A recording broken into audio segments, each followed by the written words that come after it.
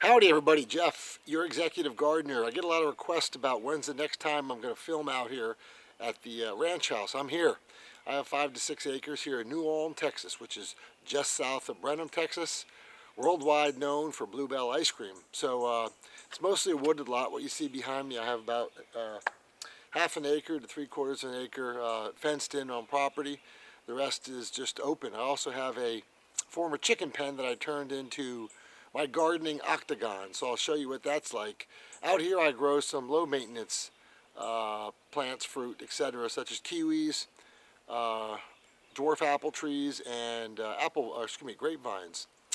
For some for wine, some for just eating table grapes. So I'll show you what I did here. I'll show you what's growing here in New Ulm, Texas. Stay tuned. I'll grab the camera and give you a tour. So here it is, everybody. Here is my gardening octagon. You're looking at a chicken pen. It used to be a chicken pen. It's completely fenced in with chicken wire. What you see is, you'll see the chicken wire now goes over and above the pen. So it's completely fenced in. No deer can get in and out. The wire goes down into the ground so things don't get under.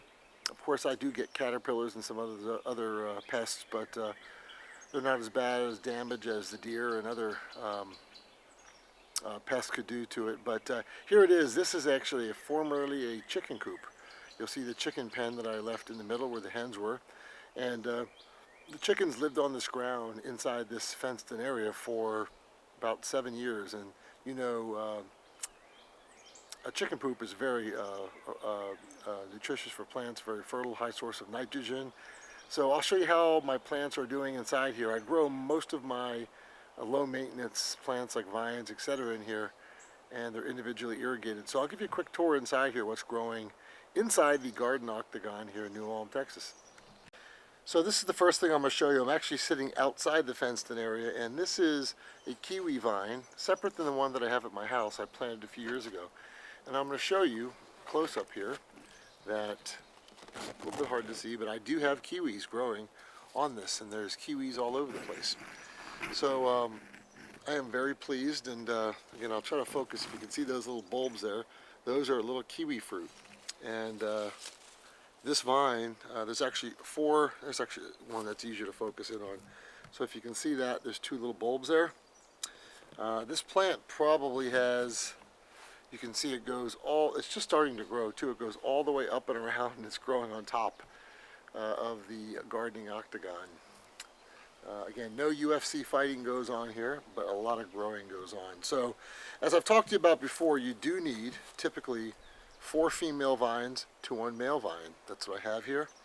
And this is just getting started, so it looks, just counting, I don't know if all the fruits bear, but I'll probably have 50 to 70 vines here. Now, as you know, kiwi and these vines get pretty heavy, but this fence is like solid. It's not going anywhere. You could stand, a 200-pound man could stand on top of this, a few of them, and it wouldn't go anywhere. So here's the kiwi vines. I'll show you what else is growing in the octagon. So you're looking at one of the many grapevines that I have here. I probably have about, 25 to 35 grapevines growing out here. And you can see this is just one of my stations that I have. It's a raised bed and a hose that goes, a dripped irrigation system that goes in each of these beds. And I have 4 grapevines in this bed, but I have them raised beds all over the place. And each of them, as you'll see, is individually irrigated and controlled how much water goes into each bed. So as you can see, I do have about 15 raised beds throughout here. As you can see, the vines are doing very well. I'm very excited about this, and they're very lush and very green. In addition to the raised beds, what I did was I actually planted some grapevines outside the raised beds, like this one. And the reason why is that, again, the chickens pooped in here for 7 years, and just about everything I put into the soil does very well. If you're looking to grow grapevines, it usually takes 2 or 3 years for them to start bearing fruit, but these are well on their way, and I do expect a decent batch of grapes this year to enjoy some red, white wine, and some table grapes. So I'll just show you a few more here. They're at various different lifetimes and life cycles. And what I do actually is I use the fence, this chained-in fence, to allow the vines to grow up. So you'll see, here's one grapevine, and what it does is it grows up right on the fence. And the fence, which again is very solid, you can see, will act as a lattice for the grapevines. These things can get pretty dang heavy. And so there's one there, there's one there, one there. They're all over the place. And so as these things start growing, they will grow up the fence, up and over, and on top as well. And the vines will just enjoy this. And hopefully most of the grapes will stay on the inside, otherwise there'll be a battle with the birds, but I'll have my fair share of grapes as well. So that's what the grapevines look like here at the ranch. So I have 2 blueberry plants. I haven't really done that well. This is 1 and 2. There are some blueberries on there, but what I wanted to show you are these blackberry plants. So I trimmed these back this year. As you can see, these blackberries are already starting to flower, and there are buds all over. They're getting ready to open. There's buds everywhere. This blackberry plant produced some unbelievable blackberries last year. So if you like blackberries, they're definitely worthwhile. Again, the reason I grow them inside this gardening octagon is that it is completely sealed from birds and other pests. So I don't have to worry about getting out here to compete against the blue jay or the robin getting at the fruit. So again, I have 1 blackberry plant there, and I have one on the far side you can see that's flowering as well. So blackberries grow very well in Texas. Yum.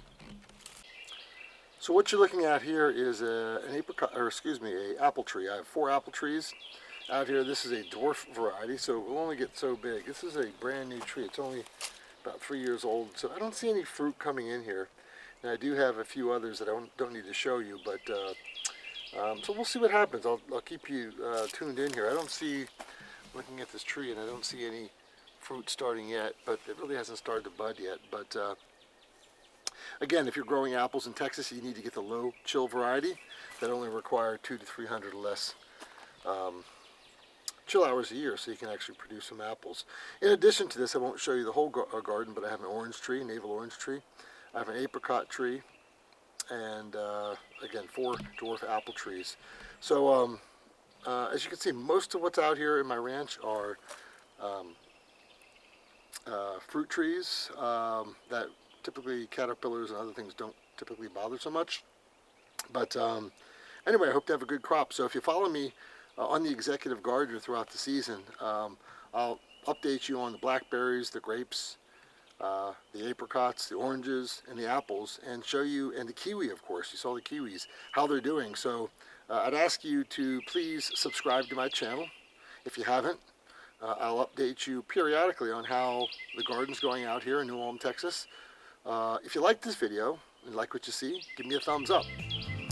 Also, if you have a friend that's into gardening and wants to find out about growing vegetables or fruits, forward it on to him or her. And I'd love to communicate with him on the Executive Gardener channel. So I'm going to sign out here, but everything is going well here from the garden in New Ulm, Texas. Have a great week.